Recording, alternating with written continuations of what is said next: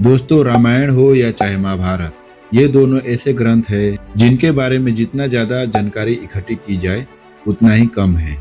इसमें हर एक पात्र से जुड़ी एक कथा है। तो दोस्तों, आज की वीडियो में हम लोग जानने की प्रयास करेंगे, जब भगवान राम, लक्ष्मण और माता सीता वनवास में गए थे, तब लक्ष्मण के पत्नी उर्मिला ने 14 वर्ष तक क्या किया था। चलिए जानते हैं।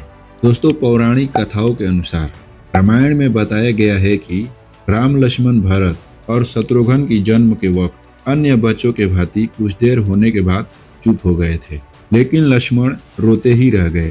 तब माता कौशल्या ने लक्ष्मण को राम के बगल में लेटा दिया। तब जाकर लक्ष्मण का रोना बंद हुआ। तब से वे हर वक्त भगवान राम की परछाई बनकर रहे। लक्ष्मण के लिए राम ही उनका माता पिता, गुरु, भाई सब कुछ थे और उनका आज्ञा का पालन करना ही उनका मुख्य धर्म था। लक्ष्मण उनके साथ हमेशा साया की तरह रहते थे। भगवान श्री राम के प्रति किसी के भी अपमान सूचक शब्दों को ये कभी बर्दाश्त नहीं करते थे। वास्तव में लक्ष्मण का वनवास भगवान राम के वनवास से भी महान है। जब राजा दशरथ ने भगवान राम को 14 वर्ष का वनवास का आदेश दिया था, तब लक्ष्मण ने भी उसी समय वन में जाने का निर्णय ले लिया। भगवान राम के वनवास जाने के समय उर्मिला भी एक पतिव्रता स्त्री की तरह वो भी लक्ष्मण के साथ वन में जाना चाहती थी, लेकिन लक्ष्मण जी ने उन्हें ले जाने से इनकार कर दिए।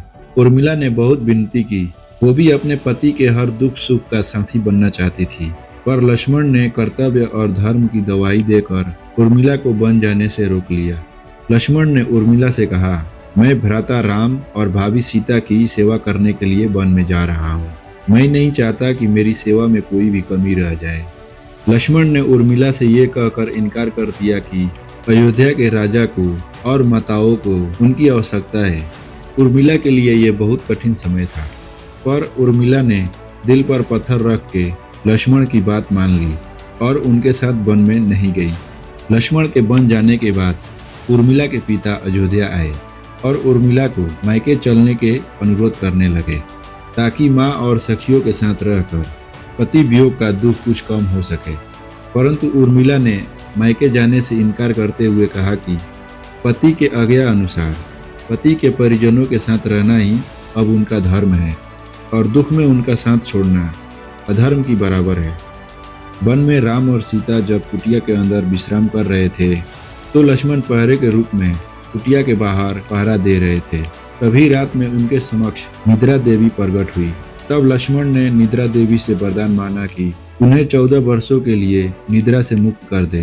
निद्रा देवी ने लक्ष्मण को ये वरदान दे दिया, लेकिन साथ में ये शर्त भी लिखी कि उनके हिस्से के निद्रा को किसी न किसी को लेना पड़ेगा। तब लक्ष्मण ने निद्रा देवी से निवेदन किया कि उनके हिस्से की निद्रा उनके पत्नी उर्मिला को दे दिया जाए। कहा जाता है कि निद्रा देवी के इस वरदान के कारण ही उर्मिला 14 वर्षों तक सोई रही और लक्ष्मण 14 वर्षों तक जागते रहे।